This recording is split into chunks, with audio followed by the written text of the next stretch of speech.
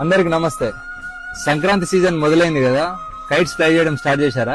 పండగంటే సంతోషం, కానీ మన సంతోషం వేరొకరి ప్రాణాలు తీసేలా ఉండకూడదు. ఇదంతా దేనికి? Yes, Chinese manja. Chinese nylon and synthetic fibre coated with glass powder. అంటే దీంట్లో గాజు పొడి వాడతారు. చూడండి, ఇది ఒకసారి చూసారు కదా, ఇది మనం మెడకు తగిలితే ఏంటిది పరిస్థితి? ఇది కేవలం దారం కాదు, షార్ప్ నైఫ్, గాల్లో వేలాడే కత్తి, అదృశ్య కత్తి.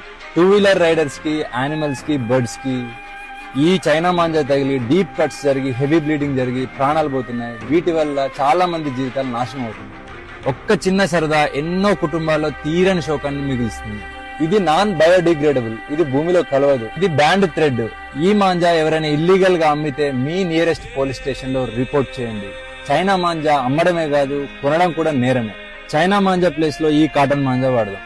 మరీ ముఖ్యంగా ట్రాఫిక్ అండ్ పవర్ లైన్స్ లేని దగ్గర, ఓపెన్ గ్రౌండ్స్ లో మాత్రమే ఫ్లై చేద్దాం. పిల్లల్ని మాత్రం మీ ప్రెజెన్స్ లోనే కైట్స్ ఫ్లై చేయనివ్వండి. మీ సరదా ఎవ్వరికి శాపం కాకూడదు. For this Sankranti, say no to China manja. Thank you. Jai Hind.